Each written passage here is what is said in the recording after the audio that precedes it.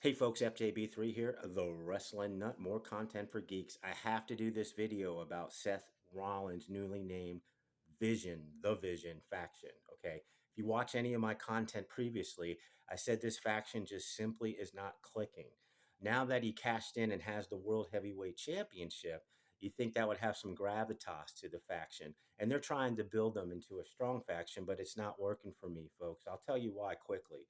All right, so first and foremost, when you form this faction, I thought it was to elevate young talent. Okay, it's good that the Brawns are on TV, but what are they right now? You have Bronson Reed, who's a tsunami, and you have Braun Breaker, who's a spear.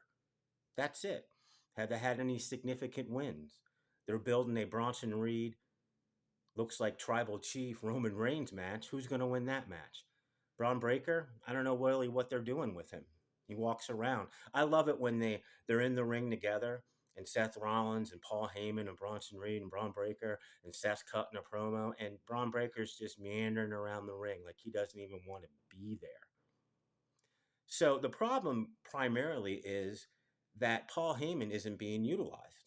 Now, Paul Heyman brings a lot to the table. He's one of the best ever. He elevated Brock Lesnar. He elevated Roman Reigns. Seth Rollins has no chemistry whatsoever with Paul Heyman. None. They try a little bit, but it falls completely flat. Okay. And then why are these two guys following Seth Rollins? Don't they want to be world champion? Braun Breaker, they barely even let him talk. Bronson Reed, I think I saw the first backstage promo he did on Raw last night. They have this whole gimmick of the Shula Fala, Bronson Reed taking Roman Reigns' shoes, and that's creative and that's interesting. That's at least something. But that inevitable match is gonna not go in Bronson Reed's favor. Braun Breaker's the one that I'm concerned about the most. They need to give him some promo time, folks. He can cut a promo. He can be funny. He can be tough. But it seems like it's all this all the time. And I love Seth Rollins. I mean, he's one of the best out there, okay? He knows how to tell a story. He's very creative. But what we got going on here does not work. The chemistry just is not there. And that's a shame because Paul Heyman's involved. He's such a valuable commodity, okay? Seth Rollins was already at this level when he aligned with Paul Heyman.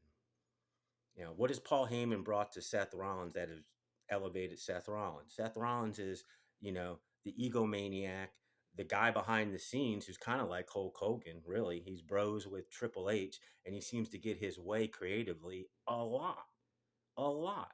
So what they're trying to do is build this faction into something credible. They decimate people at the end of the show.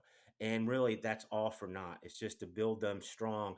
So when Roman Reigns or CM Punk or Jey Uso beats one of them, it will seem like they did something monumental. Okay. So give me your thoughts, folks. They're the Vision now. The Vision. It's lame as shit. Give me a comment. I'll respond. If you got anything from my content, please subscribe to me. I try to give you some good information, some good shit. I do it for the love of the game. Passion I have for pro wrestling. Get it right a lot. First to admit when I get it wrong. Thanks for watching.